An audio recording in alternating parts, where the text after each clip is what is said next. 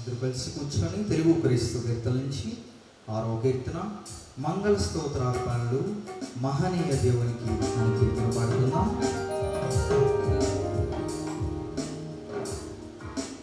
మంగళ స్తోత్రార్పణలు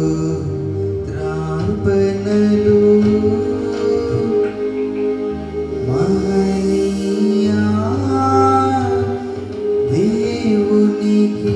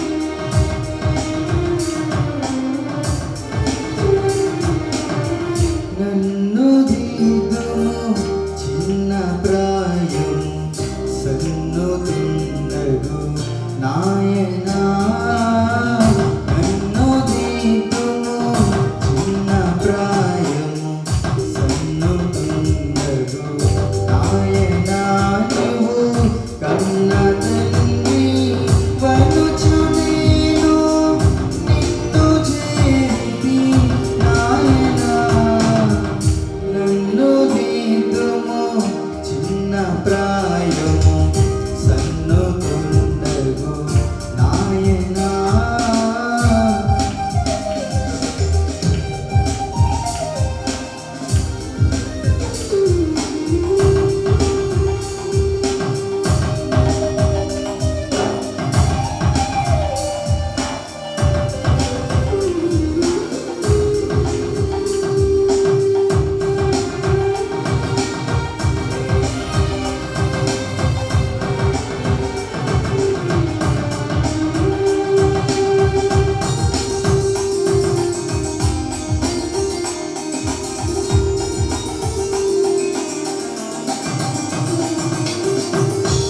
దూరమునకు పోయి నీదరి చేరనైతిని నాయనా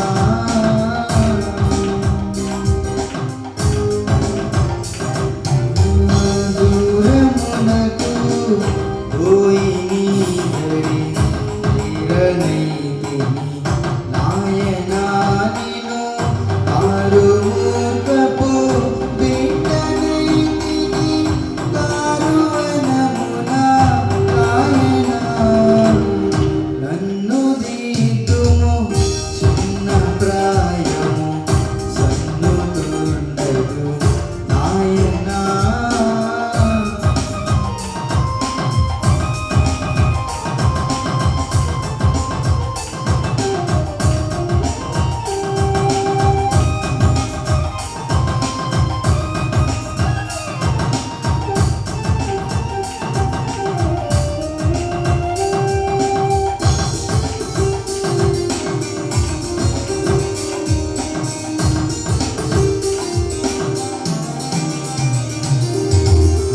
మంచి మార్గము లేదు నాలో మరణ పాత్రుడ నాయనా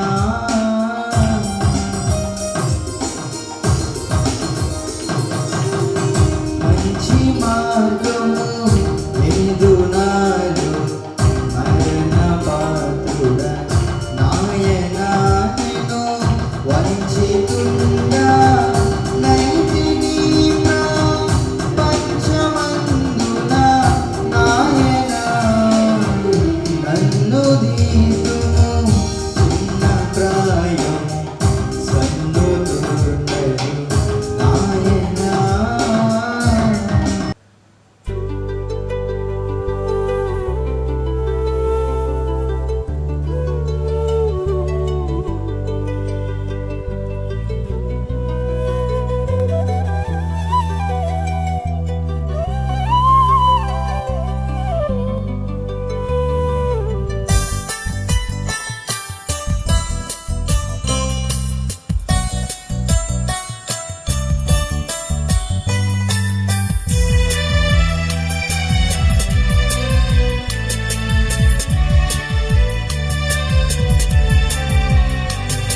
శుభాకర శుద్ధాకర విశుద్ధవందనం శుభాకర శుద్ధాకర విశుద్ధవందనం నా బాణభూమి సార్వో నాట్యవందనం నా బాణభూమి సార్వో నాట్యవందనం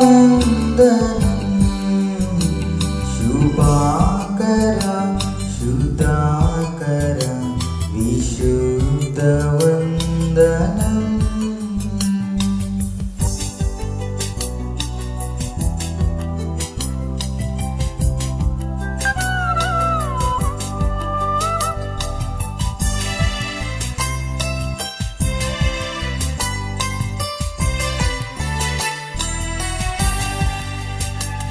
యెహోవా స్రష్ట జనక నీకు నింతయు బ్రనుతి.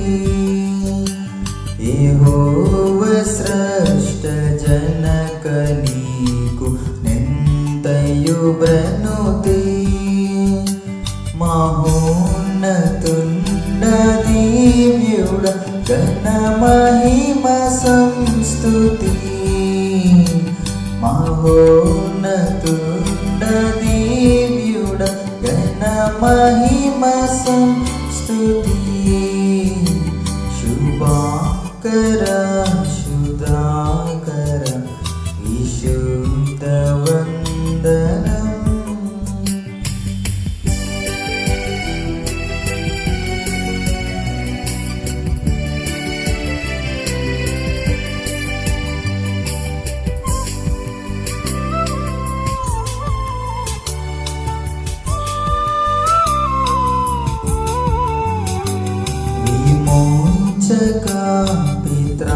పిత్రాత్మజుండ విజయమంగళం. విమోచక పిత్రాత్మజుండ విజయమంగళం. సమస్త సృష్టి సాధనాంబ సావ్యమంగళం. సమస్త సృష్టి సాధనాంబ సావ్యమంగళం. శుభాకర శుధాకర విశుద్ధ వందనం.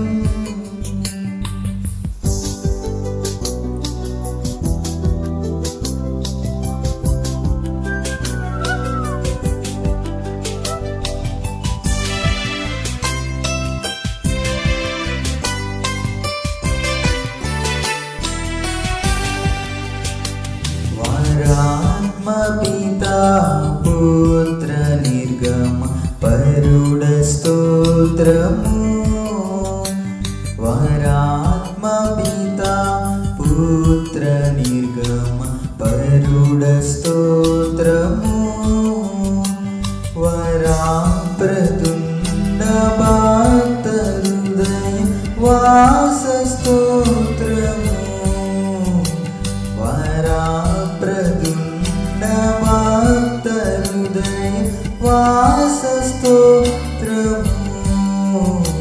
శుభాకర శుధాకర విశుద్ధ వందనం. స్తుతి ప్రార్థన. ఓ దేవా తండ్రిగాను కుమారుడుగాను పరిశుద్ధాత్మగాను ప్రత్యక్షమైన తండ్రి, నీ ప్రత్యక్షమితమైన అనేక స్తోత్రములు. ఇప్పుడు నిన్ను ఆరాధించు కృపా సమయము దయచేసినందుకు వందనములు. దూతులో పరలోక పరిశుద్ధులు నిన్ను స్తుతించినప్పటికీ మా స్తుతులు కూడా కోరుకొంచడానికి అనేక స్తుతులు. నీవు కలిగేసిన సమస్త సృష్టిని బట్టి నీకు ఘనత కలుగుచున్నది. సృష్టిని బాట మనకు నమస్కరించుచున్నాము. ఆరాధన పడుకున్నానికి కీర్తికినట్లు ఇక్కడ శివుని దీవించుమని ప్రభు ద్వారా వేడుకొనుచున్నాము. ఆమేన్. ప్రియులారా, ప్రభునందు ప్రియులారా, మన మధ్య పరిశుద్ధ దేవుని సన్నిధికి వచ్చినప్పుడు పూర్తిగా సర్వతంలో ప్రవేశింపకపోవడము, మన పాపస్థితిని ఒప్పుకొని క్షమాపణ పొందడం మనకి ఎంతో మేలు. మనము పాపము లేని వారమని చెప్పుకునేలా మనలో సత్యం ఉండదు. మన పాపము మనం ఒప్పుకునేలా ఆయన నమ్మదవాణిని పొందు కనుక ఆయన మన పాపములు క్షమించి సమస్త దుర్నదముల పవిత్రులుగా చేయను. మనము పాపము చేయలేదని చెప్పుకున్నలా ఆయనను అబద్ధంగా వచ్చేవారు మోదము. ఆయన వాక్యం వల్ల ఉండదు.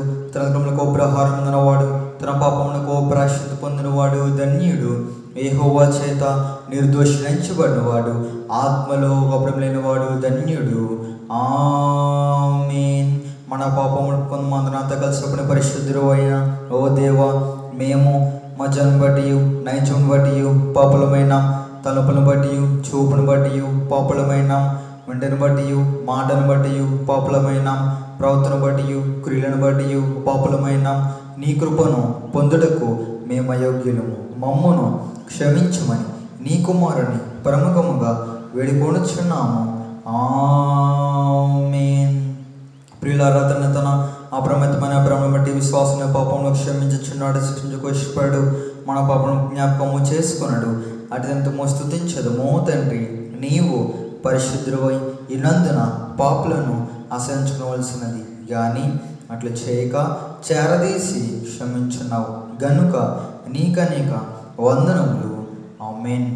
అందరూ విశ్వాసపడని చెప్పని. దేవుడు ఆద్యంతము లేని దేవుడని నేను నమ్ముచున్నాను. ఆయన ప్రేమ, న్యాయము, పరిశుద్ధత, శక్తి, జ్ఞానము, జీవము, స్వతంత్రత, స్వాభావికత్వము ఈ మొదలైన శుభలక్షణములతో నిత్యము మహా తేజోమయముగా ప్రకాశించుచున్నాడని నమ్ముచున్నాను. యేసుక్రీస్తు ప్రభు రూపమునకు మనుష్యుడిగాను అనాది స్థితిని బట్టి దేవుడిగాను సంచరించుచు దివ్యబోధల మూలముగాను అద్భుతముగు ఉపకారముల మూలముగాను నా పాపములు, నా వ్యాధులు, నా శిక్షలు తన శిలుమరణపై వేసుకొని మరణమౌట మూలముగాను ఆయన సమాధి నుండి మూడవ నాడు వెలుపలికి వచ్చి పరలోకమునకు వెళ్ళుట మూలముగాను తన నిజదైవస్థితిని ప్రేమను వెల్లడించినాడని నమ్ముచున్నాను. ఇప్పుడు అందనిమిత్తమై విజ్ఞాపన ప్రార్థన చేయుచున్నాడనియు ఆయన రెండవ మారు సంగమును కొనుపోవుటకు మేఘాసీనుడై వచ్చిననియు మిగిలిన వారికి ఏరేండ్ల శ్రమ కలుగుననియు తర్వాత క్రీస్తునకును యుద్ధములో అంత్యక్రీస్తు అబద్ధ ప్రవక్త నరకములు వేయబడదనియు సాతాను పాతాళములో 1000 ఏండ్లు బంధింపబడిననియు ఆ తర్వాత ప్రభువు భూమి మీద 1000 ఏండ్లు పరిపాలన చేయననియు తర్వాత ఆయన సజీవులకును మృతులకును తీర్పు తీర్చిననియు నమ్ముచున్నాను. క్రీస్తు ప్రభు పాతాళములోని సాతానును విడిపింపగా అతడు భూమి మీదకి వచ్చి గోగు మాగోగు అని పేర్లు గల సైన్యములను ఏర్పరచుకుననియు అతడు దేవునితో యుద్ధము చేసి ఓడిపోవుననియు క్రీస్తు అతనిని నరకములో పడవేయననియు నమ్ముచున్నాను. అటు తర్వాత ఆయన అందరికును తీర్పు ఇచ్చుననియు అవిశ్వాసులను నరకములోనికి పంపేయననియు నమ్ముచున్నాను. తుదకు భూమి మీదనున్న పరిశుద్ధులందరూ ఏకసంగముగా నునుట వలన భూమి పరలోకములో ఒక భాగముననియు క్రీస్తు ప్రభు పరలోకములోను భూలోకములోను ఉండుననియు నమ్ముచున్నాను. నేను పరిశుద్ధాత్మను నమ్ముచున్నాను.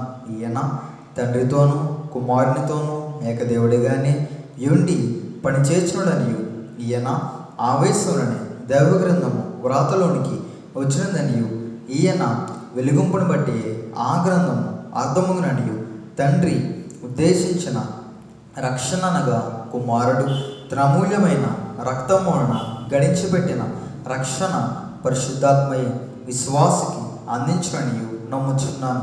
తండ్రి కుమారులతో పాటు ఈయన కూడా సమానముగా ఆరాధన నొందదగు దేవుడనియు నమ్ముచున్నాను. పరిశుద్ధుల సహవాసమును పునరుద్ధానమును నిత్య జీవమును గలవని నమ్ముచున్నాను. ఆమేన్. పరిశుద్ధ గ్రంథములో మనం గమనించినట్లయితే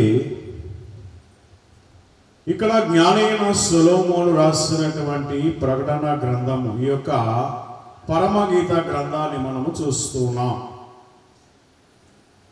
కనుక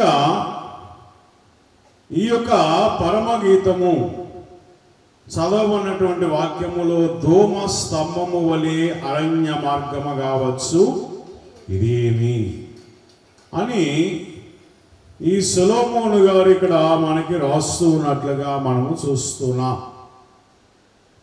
అయితే ఈ ధూమస్తంభములు అనగా ఈ యొక్క స్తంభములు అని ఇక్కడ అనేక స్తంభాలని మనము చూస్తున్నాం. ఈ వచనములు వధువు వరుణు గాని వరుడు వధువును గాని ఇతరులకు గాని బోధించడము లేదు గాని క్రీస్తు ప్రభుని యొక్క రెండవ రాకడ కొరకు సిద్ధపడి పరలోకపు నూతన యెరూషలేము వెళ్ళుచున్న వధువు సంగమును గూర్చి ఆశ్చర్యపడుచున్నటువంటి సంగతిని మనము చూస్తున్నాం. అయితే ధూమస్తంభము వలె అనగా ఈ యొక్క స్తంభములు అనగా ఈ యొక్క స్తంభములు అని ఇక్కడ అనేక స్తంభాలని మనము చూస్తున్నాం. ఈ వచనములు వధువు వరుణు గాని వరుడు వధువును గాని ఇతరులకు గాని బోధించడము లేదు గాని క్రీస్తు ప్రభుని యొక్క రెండవ రాకడ కొరకు సిద్ధపడి పరలోకపు నూతన యెరూషలేము వెళ్ళుచున్న వధువు సంగమును గూర్చి ఆశ్చర్యపడుచున్నటువంటి సంగతిని మనము చూస్తున్నాం. అయితే ఇక్కడ ఒకటి కంటే ఎక్కువ స్తంభములను మనము చూస్తూ ఉన్నాం. మరి స్తంభం అనగా ఆవిరి, లేదా రెండవది ఏమిటంటే పొగ, మేఘము, ధూమము అని వ్రాయబడి ఉన్నది. ధూమం అంటే ఏమిటి? పొగ. ఈ ధూమ స్తంభముల వలె అరణ్య మార్గము కావచ్చు ఇదేమి అని అక్కడ రాయబడినట్లుగా మనం చూస్తున్నాం. ఈ యొక్క ధూమము విచ్ఛిన్నము కాలేదు కానీ స్తంభము వలె అది పైకి లేస్తూ ఉన్నట్లుగా మనము చూస్తున్నాం. ఇదివరకటి కాలములో మనం అందరం కూడా పొయ్యిలు వారి ఉంటారు. పొయ్యి నుండి వచ్చేటువంటి పొగ అటు ఇటు వెళుతూ ఉంటారు, కానీ నిటారుగా స్తంభం వలె అది వెళ్ళదు. అయితే ఇక్కడ మనం చూసినట్లయితే మరి ఇక్కడ ఉన్నటువంటి ధూమం మాత్రం ఎలా ఉన్నదంటే స్తంభం వలె కనబడుతున్నదట. అంటే నిటారుగా దైవ సన్నిధికి, దేవుని పాదముల దగ్గరకు ఈ యొక్క పొగ స్తంభము వలె అది సాగిపోతున్నట్లుగా మనము చూస్తున్నాం. చూడండి, యెషయా గ్రంథము 6వ అధ్యాయము 24వ వచనములో మనం గమనించినట్లయితే అక్కడ దేవదూతలైన వారు స్తుతించే మందిరపు పునాదులు అక్కడ కదులుతూ ఉన్నాయట. అంటే దేవదూతలైన వారు దేవుణ్ణి స్తుతిస్తా ఉన్నారు. ఏమని స్తుతిస్తున్నారంటే 4వ వచనములో వారి కంఠస్వరము వలన గడపకములు పునాదులు కదులుచు మందిరము ధూమము చేత నిండి ఉండగా, ఆ మందిరం అంతా కూడా ధూమముతో నింపబడి ఉన్నది. గనుక వీరు చేసినటువంటి యొక్క స్థుతులు ధూమము వలె ఆ మందిరం అంతా కూడా నింపబడి ఉన్నట్లుగా మనము చూస్తున్నాం. అలాగే మరొకటి మనం గమనించినట్లయితే నిర్గమాకాండము 19వ అధ్యాయము 18వ వచనములో మనం గమనించినట్లయితే యెహోవా అగ్నితో ఆయన సినాయి పర్వతం మీదకి దిగి వచ్చినట్లుగా మనం అక్కడ చూస్తున్నాం.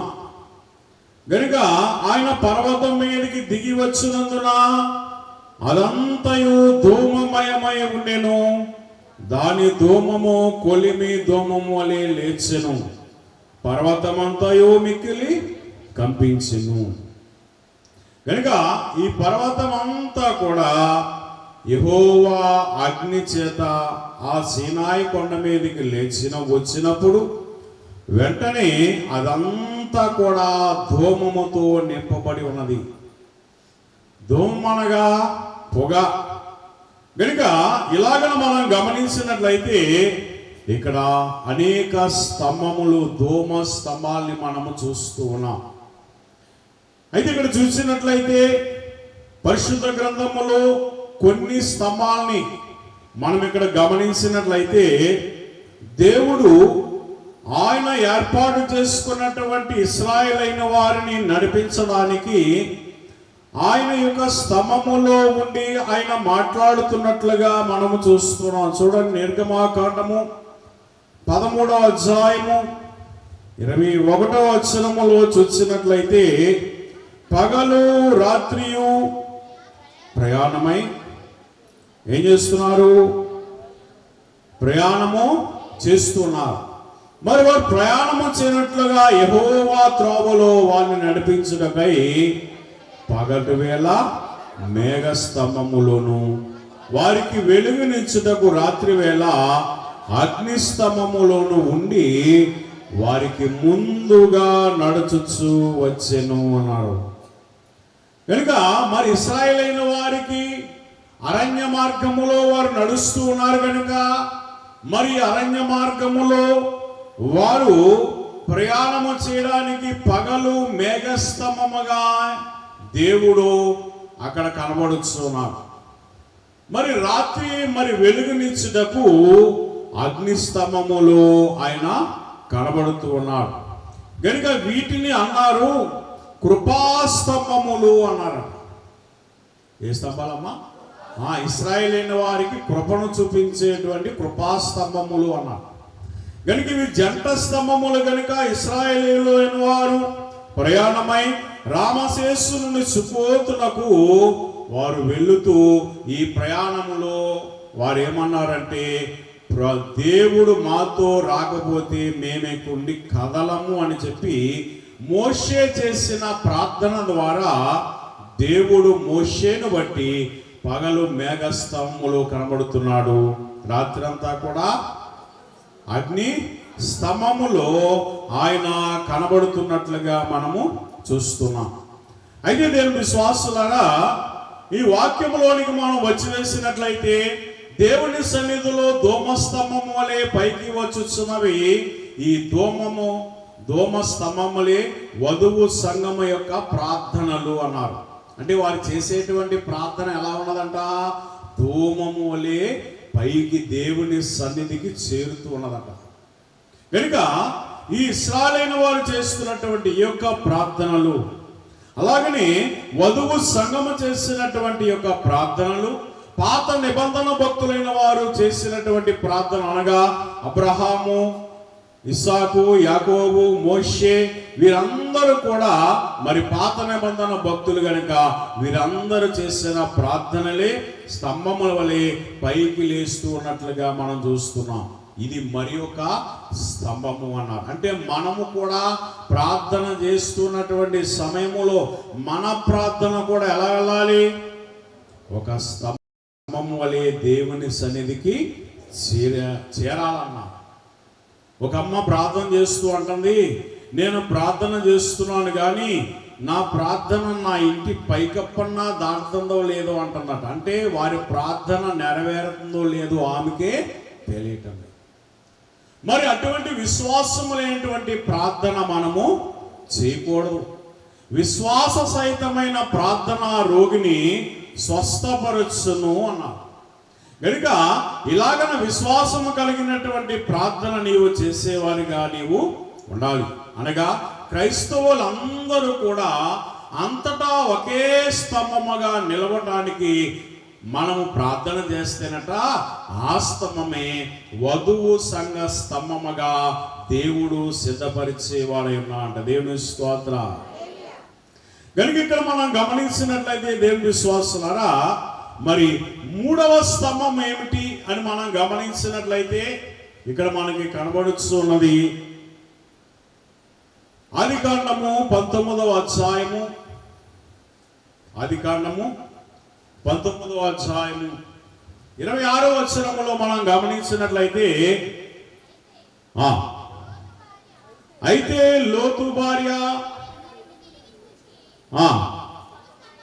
ఉప్పు స్తంభమాయను. గనుక ఈ స్తంభాన్ని ఏమన్నారంటే ఉగ్రతా స్తంభము అన్నారు. అంటే దేవుని యొక్క ఉగ్రత ఏమైంది, ఒక స్తంభము వల్లే మారిపోయిందట. దేవుని యొక్క ఆశీర్వాదము, దేవుని యొక్క కృపను మనం సంపాదించుకోవాలి కానీ దేవుని యొక్క ఉగ్రతకు మాత్రం మనం లోను కాకూడదన్నా. అంటే మనము దేవుని ప్రేమను మనం చూడాలి, దేవుడిచ్చే ఆశీర్వాదం వైపు చూడాలి. దేవుని ఉగ్రత మన మీదకు వస్తుందంటే దేవునికి ఇష్టమైన అనగా ఇష్టము లేని కార్యములు, హేయమైన కార్యములు ఏదన్నా చేస్తేనట దేవుని ఉగ్రత మన మీదకు వస్తుంది అన్నారు. మన పిల్లలు మన మాట అనుకుండగా వారికి ఇష్టమైన పని చేస్తే తల్లిదండ్రులైన వారు ఏం చేస్తారు, ఉగ్ర రూపం దాస్తూ ఉంటారు. ఏమా ఆ పిల్లల్ని ఏం చేస్తారు, వారికి ఇష్టం వచ్చినట్టుగా వారిని కొడుతూ ఉంటారు. కనుక దీని విశ్వాసులారా, ఇలాగ మనం గమనించినట్లయితే ఈ యొక్క లోతు భార్య చేసినటువంటి పని వలన ఆమె వెనుకకు తిరగవద్దు అని చెప్పి దేవుని దూతల ద్వారా చెప్పినప్పుడు మరి ఆమె మాత్రం ఏం చేసిందంటే వెనుకకు తిరిగింది. తిరగటం వల్ల ఏమైంది, వెనుకకు అనగా లోకము వైపు తిరిగిందట. ముందున్న దేవుని వైపు చూడలేదు కానీ వెనకున్నటువంటి లోకం వైపు చూసింది. ఇవన్నీ నేను వదిలివేసి వెళ్ళిపోతున్నానే అని లోకానుసారమైన ఆలోచన కలిగి ఉంది కనుక ఆమె అక్కడే ఏమైపోయిందంట, ఉప్పు స్తంభం అయిపోయింది. అయితే లోతు భార్య అతని వెనుక నుండి తిరిగి చూసి ఉప్పు స్తంభమాయను. గనుక దీని విశ్వాసులారా, ఇలాగా మనం గమనించినట్లయితే మనము ఈ లోకాశల వైపు మనము తిరగకూడదు. సొదొమ అనగా విస్తారమైన పాపము కలిగినటువంటి ప్రాంతం. ఆ ప్రాంతం నుండి దేవుడు వీరిని విడిపించాలనుకున్నాడు, కానీ ఈ యొక్క లోతు భార్య మాత్రం ఏం చేసింది, ఆ లోకాశల వైపు మాత్రమే, ఆ పాపం వైపే చూసిందట. దేవుని స్తోత్రం. దేవుని దూతలు బయటకు నడిపిన, దేవుని దూతలు బయటకు నడిపిన లోతు భార్య ఆనాడు ఆశలో పాడి, లోతు భార్య ఆనాడు లోకాశలో పాడి, ఊరి వెలుపల ఉప్పు స్తంభమాయెను, గొప్ప స్తంభమాయెను. ఊరి వెలుపల ఉప్పు స్తంభమాయెను, గొప్ప స్తంభమాయెను. రేయింబవళ్ళలో వెలికి త్రోవలో యేసయ్య నేలమరుగు, అయ్యయ్యో క్షణంబులలో తంబులు విడుతూ, అయ్యయ్యో క్షణంబులలో తంబులు విడుతూ, అయ్యయ్యో క్షణంబులలో తంబులు విడుతూ.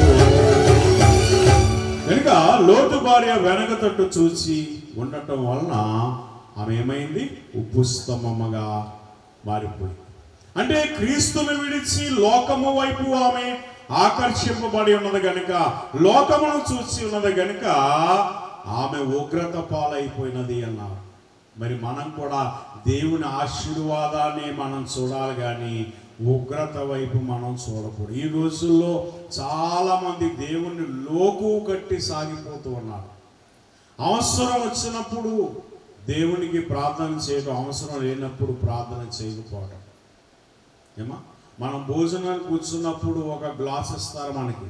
ఆ గ్లాస్ ఏంటి, మంచినీళ్ళు తాగిన తర్వాత ఇంటికి పట్టుకెళ్తారా, పడేస్తారా? పల్లెటూరులో అయితే వచ్చిన బూర్లు గార్లు అన్ని గ్లాసులు వేసుకుని అట్టుకెళ్తారు. ఏమా, అంతేనా? చాలామంది నేను చూశాను అన్నమాట. వాళ్ళు ఆ విధంగా ఉపయోగించుకుంటారు. కానీ దీన్ని ఏం చేస్తుంటారంటే ఈ గ్లాసును మళ్ళా విసిరేస్తూ ఉంటారు. అలాగే దేవుని సన్నిధికి వస్తున్నటువంటి నీవు కూడా అవసరం తీరిన తర్వాత మళ్ళా దేవుని వైపు చూడటం లేదేమో, జాగ్రత్త. దేవుని నీవు అనుకుంటావు, నీవు దేవుని దగ్గరికి వెళ్ళటం లేదు, కానీ దేవుడు నిత్యము నిన్ను చూస్తూ ఉంటాడట. నిత్యము కూడా ఆయన నిన్ను చూస్తూ ఉంటాడు. నీ క్రియలను చూస్తాడు, నీ నడవడికను ఆయన చూస్తూ ఉన్నాడు. జాగ్రత్త.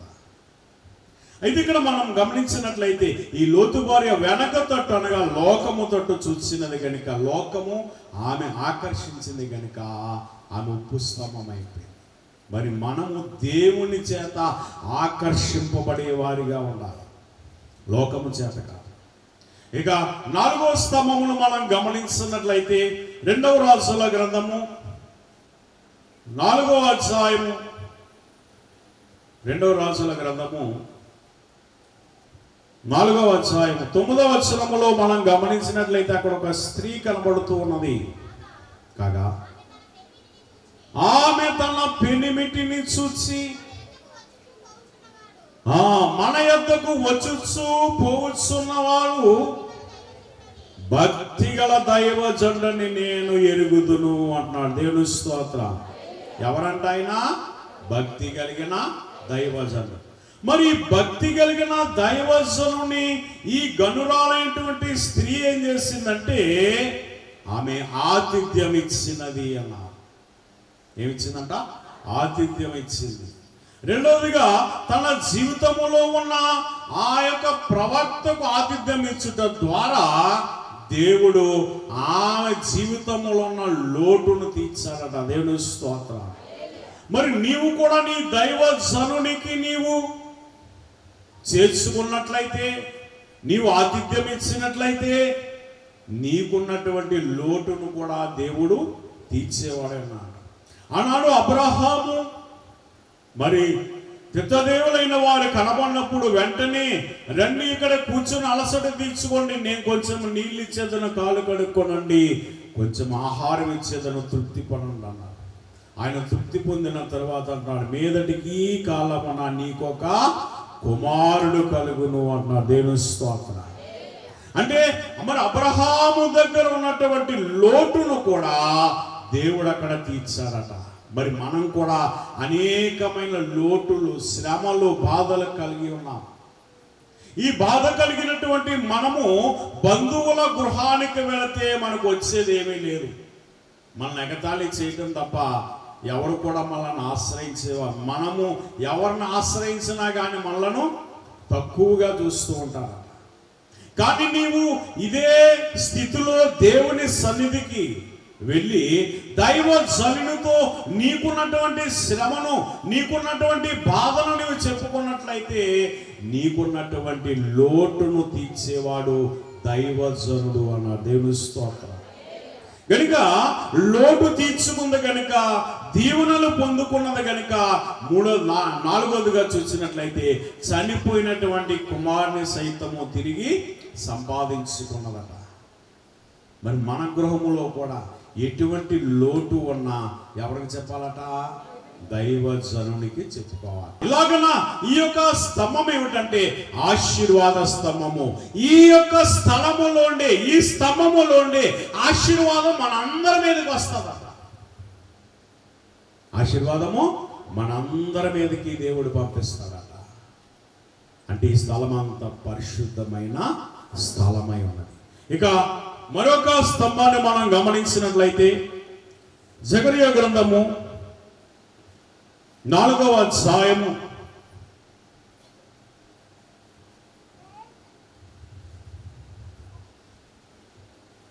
1వ వచనం ఒకసారి చూడండి. నాతో మాట్లాడుచున్న దూత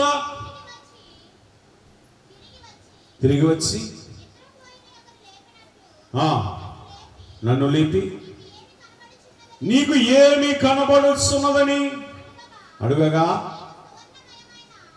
నేను సువర్ణమయమైన దీపస్తంభమును, దాని మీద ఒక ప్రమిదయు, దీపస్తంభమునకు 7 దీపములను, దీపమునకు 7 గొట్టములను కనబడుచున్నవి నా స్థలము.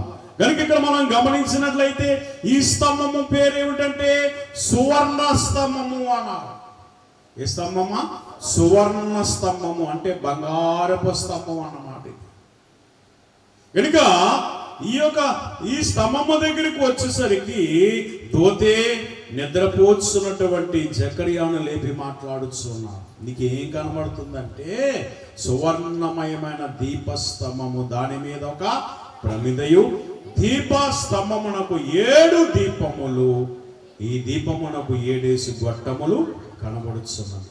మరి 7 దీపములు అంటే ఏమిటంటే ప్రకటన గ్రంథము 4వ అధ్యాయము 5వ వచనములో మనం గమనించినట్లయితే 7 దీపములు అనగా ఆ సింహాసనంలో నుండి మెరుపులను, దొండ్లను, ఉరుములను బయలుదేరుచున్నవి. మరియు ఆ సింహాసనం ఎదుట 7 దీపములు ప్రజ్వలింపజేస్తున్నవి.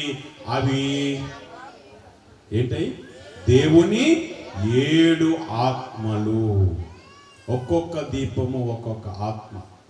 అలాగనే మరి మనము కూడా దేవుని చేత వెలిగింపబడి దేవుని ఆత్మ వలె దేవుడిచ్చిన ఈ యొక్క దీపమును అనగా మనలో పెట్టిన ఆత్మలు వెలిగింపబడాలట. వెలిగింపబడితేనట మనము కూడా ఒక స్తంభము వలె దేవుని సన్నిధిలో నిలవబడచ్చు. దేవుని స్తోత్రం. కానీ కొంతమంది అటు ఇటు తిరుగులాడుతూ ఉంటారు. తిరుగులాడటం వలన తీతావేత ఏమవుతుంది? చివరికి ఏమవుతుంది? మొక్క కాస్త ఎండిపోతుంది. అలాగే నీ ఆత్మీయ జీవితమును కూడా నువ్వు కోల్పోతున్నావేమో, జాగ్రత్త చూసుకో. కొందరు చాలా మంది ఆత్మీయ జీవితాన్ని కోల్పోతూ ఉంటారు. ఈ పాస్టర్ గారు ఇలా ప్రార్థన చేస్తారు, ఈ పాస్టర్ గారు అయితే ఇలా ప్రార్థన చేస్తారు. అందరినీ మంచిదే కాదంటలేదు. కానీ నీ ఆత్మీయ జీవితాన్ని పోగొట్టుకుంటున్నాయేమో జాగ్రత్త.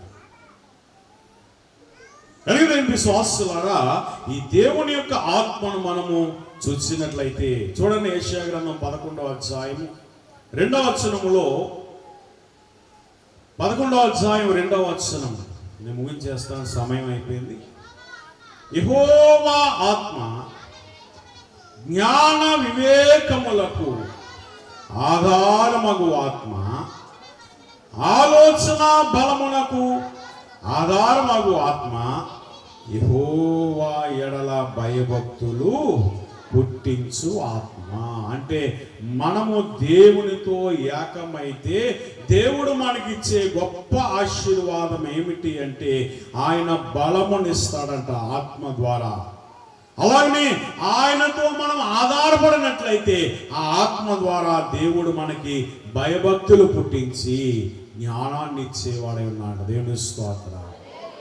ఇట్టి ఆశీర్వాదాన్ని మనం అందరం కూడా పొందుకునేవారుగా ఉండాలి. చివరిగా మనం గమనించినట్లయితే ఇర్మీయా గ్రంథము 31వ అధ్యాయం 21వ వచనంలో చూసినట్లయితే దోవ చూపు స్తంభము అన్నారు. అంటే మార్గము చూపించే స్తంభము. ఎనిమిది విశ్వాసులారా, ఇక్కడ మనం గమనించినట్లయితే ఈ కన్నీటి ప్రవక్త అయినటువంటి ఇర్మీయా గారికి మార్గమును చూపించేటువంటి స్తంభముగా ఉన్నది. అలాగే మన దైవజనుల దేవదాసయ్య గారు, ఆయన కన్నీటి ప్రవక్తగా ఉన్నాడు. బైబిల్ మిషన్కు ఆయన ఒక స్తంభము వలె నిలబడ్డారు సార్. కనుక ఈ స్తంభములన్నీ కూడా దేవునికి ఇష్టమైన వారిగా నీవు ఉన్నట్లయితే దేవుడు నిన్ను కూడా నీ గృహములో ఒక స్తంభము వలె నిన్ను నిలవబెట్టేవాడే ఉన్నాడు. కొంతమంది అటు ఇటు తొలికిసలాడుతూ ఉంటారు. ఏమో నిలవబడేవాడు ఎప్పుడు కూడా నిటారుగా నిలవబడాలా. పొగ పక్కకి వెళ్ళిపోయినట్లుగా చెరుకు గెల్ల చూసారు ఎప్పుడన్నా? చెరుకు గెల్ల ఏమవుతాయి? ఆకులు, పై ఆకులు అటు ఇటు పడిపోతాయి. అలా పడకూడదంట. బెండకాయని చూసారు ఎప్పుడన్నా? బెండకాయ ఇటువైపు చూస్తుంది, పైకే చూస్తుంది, కిందకి చూడదు. మిగతా అన్ని కాయగూరలు కిందకే చూస్తుంటాయి, బెండకాయ మాత్రం పైకే చూస్తుంది. అది ముదిరిపోతే ఎందుకని పనికొస్తుందా? మన ఆత్మీయ జీవితంలో కూడా పడిపోతే నువ్వేమన్నా ఎందుకన్నా పనికొస్తావా? పడిపో. కనుక బెండకాయ ముదరకూడదు, నువ్వు పడిపోకూడదు అన్న. బెండకాయ ముదరకూడదట, నీవేమో పడిపోకుండా మనం చూసుకోవాలి, జాగ్రత్త. కనుక దేవుని విశ్వాసులారా, ఇలాగన మనం దేవుని సన్నిధిలో నిలవబడినటువంటి మనము ఈ ధూమమయమైనటువంటి ఈ యొక్క స్తంభము మరి వచ్చుచున్నది ఇది ఏమి అని చెప్పి ఈ జ్ఞాని అయిన సొలొమోను రాసినటువంటి యొక్క రాతలో మనము చూస్తున్నాం. ఈ అరణ్య మార్గముగా వచ్చేవారు ఎవరంటే ఇశ్రాయేలు అయిన వారు. మరి మనము కూడా దేవుని సన్నిధిలో ఎలా ఉండాలి? ఒక స్తంభము వలె. అలాగనే నీ గృహములో నీవు ఒక స్తంభము వలె నిలవబడినప్పుడే నీ గృహము కూడా ఆశీర్వాద గృహముగా ఉంటుంది. దేవుని స్తోత్రం. అట్టి ధన్యత, ఆశీర్వాదము తండ్రి మనందరికి దయచేయను గాక. ముగింపు ప్రార్థన చేసుకుందాం. సకల యుగములలో అక్షయుడను అదృశ్యుడను రాజునైన మా పావన పరలోకపు తండ్రి, మా గొప్ప దేవా, నీ మహిమ కలిగిన ఉన్నతమైన నామమునకు వందనములు, స్తోత్రములు చెల్లించుకొనిచున్నాము. నాయనా, నీ సన్నిధిలోనికి మమ్మందరినీ తోడుకొని వచ్చిన తండ్రి, నీకే స్తోత్రాలు. నీ సన్నిధిలోనికి వచ్చిన మేమందరము నిన్ను ఆరాధించే భాగ్యం మాకు దయచేసావు. అలాగనే మేము ఎన్నో రకాలైన మూటలు తెచ్చామయ్యా. రుణములనే మూట, వ్యాధులనే మూట, సమస్యలనే మూట, నాయనా నాకు అనారోగ్యమనే మూట, ఇలాగన ప్రభా అనేక మూటలు తెచ్చి నీ సన్నిధిలో మేము ఇప్పి నీ పాదముల మీద వేస్తామయ్యా. ఆ మూటలన్నిటినీ మా యొద్ద నుండి పెరిగివేయండి ప్రభా, నీకే స్తోత్రం. మా యొద్ద నుండి తీసివేయండి ప్రభా. మాకు స్వస్థత దయచేయండి ప్రభా. మాకు విడుదలను దయచేయండి యేసయ్యా. మాకు నెమ్మదిని దయచేయండి యేసయ్యా. మా రుణములను విడుదల కలిగించండి ప్రభా, మా సమస్యలను విడుదల కలిగించండి ప్రభా. యేసయ్యా నీకు స్తోత్రములు చెల్లించుకొనిచున్నాను నాయనా, వందనములు ప్రభా. నాయన బిడ్డలైన వారందరూ నీ వైపు తేరి చూస్తుండగా మరి ఏది కావాలని కోరుకొనిచున్నారు, నీ సన్నిధిలో అడిగినవి ఇవ్వు అని అన్నాను.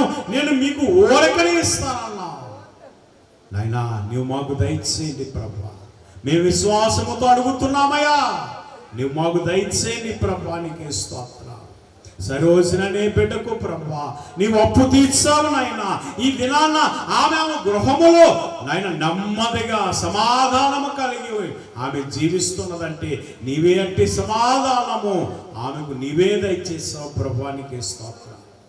అప్పుల వారు వచ్చి ప్రతిరోజు అడుగుతుండగా ఏం చేయాలో తెలియక ఎంతో వేదన పొందిన ఆమెకు ఈ దినాన్న మనశ్శాంతినిచ్చిన తండ్రి స్తోత్రములు చెల్లించుకొనిచున్నాం. మాకు నువ్వు శాంతిని దయచేయండి, మాకు వాటి సమాధానము దయచేయండి ప్రభా.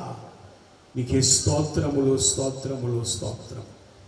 నీ పరిశుద్ధ స్థలములో ప్రభా నీ బిడ్డల నుంచి ఈ అతి పరిశుద్ధ స్థలములో నీవు ఉండి మా అందరికీ నీ ఆశీర్వాదములు పంచుతున్న దానకర్త నీకే స్తోత్రములయ్యా. మా అందరికీ దానం చేస్తున్నావు ప్రభా. నైనా నీకే స్తోత్రములు స్తోత్రములు స్తోత్రములు చెల్లించవచ్చు నైనా. మేము నీ వైపు తేరి చూచుచున్నాగా నీ ఆశీర్వాదంతో నీవు మమ్మల్ని నింపమని మేము ప్రార్థన చేసుకొనిచుండగా మా ప్రార్థన ధూమము వలె, ధూమ స్తంభము వలె నీ పాద సన్నిధికి చేరే భాగ్యం మాకు దయచేయండి. మేము ప్రార్థన చేస్తుండగా నైనా ఇదిగో లోకపు తలంపులు వచ్చినా, నైనా కుటుంబ తలంపులు వచ్చినా, ఏ తలంపు వచ్చినా వాటి వైపు కాక నీ వైపు స్తంభము వలె నీ వైపు చూస్తూ ప్రార్థన చేసే భాగ్యము మా అందరికి దయచేయండి ప్రభు. స్తోత్రములు స్తోత్రములు స్తోత్రం. నైనా అట్టి ప్రార్థన నీవే మా అందరికి దయచేసి చేయగలిగే స్థితినిచ్చి, చేయగలిగే భాగ్యమునిచ్చి, చేయగలిగే సమయమునిచ్చి, చేయగలిగేటువంటి మనస్సును దయచేయండి ప్రభు. అట్టి మనస్సుతో మేమందరము నిన్ను ఆరాధించే ధన్యత మా అందరికి దయచేయమని అడుగుతున్నాం తండ్రి. నీకే స్తోత్రాలు నైనా. ఈ సమయమున తండ్రి నాయనా నీవిచ్చినటువంటి ఆశీర్వాదములను మేమందరము అందుకొనొచ్చు నాయన. మేమందరము నీకు సాక్షులుగా వాడబడేటట్లుగా మమ్మందరినీ దీవించమని నాయనా. వచ్చే నెలలో ప్రభువా చివరి శుక్రవారపు దినమున ఇగో తండ్రి బైబిల్ పండుగ మీరే ఘనముగా జరిగింపచేయండి ప్రభువా. నీకే స్తోత్రం. అలానే తండ్రి వచ్చే నెలలో రాకడ పండుగలు, ఈ పండుగలన్నీ మేము ఘనంగా జరిగించుకున్నాగున నాయన. మేమందరం వచ్చే వారం ప్రకటించుకొని ఆ పండుగలన్నింటిలో మేము పాల్గొనేటట్లు, రాకడకు సిద్ధపడేటట్లుగా మమ్మందరినీ సిద్ధము చేయమని అడుగుతున్నాం నాయన. ప్రతిరోజు పరిశుద్ధ గ్రంథాన్ని చదవచ్చు, ఆ వాక్యము ద్వారా మేమందరము ఆదరింపబడే భాగ్యమునిచ్చి బలపరచమని యేసు నామమున వేడుకొనుచున్నాము తండ్రి. పరలోకమందున్న మా తండ్రి, నీ నామం పరిశుద్ధపరచబడుగాక, నీ రాజ్యం వచ్చునుగాక, నీ చిత్తం పరలోకమందు నెరవేర్చునట్టు మేము నెరవేరుగా. మనదన ఆహారం మాకు దయచేసి మెల్ల ప్రార్థన చేసి మాకు క్షమించిన ప్రకారం క్షమించు. మమ్మల్ని శోధన నుండి తెకాకి నుండి తప్పించు. రాజ్యము శక్తి మహిమ నిరంతరము నీవే నావు తండ్రి.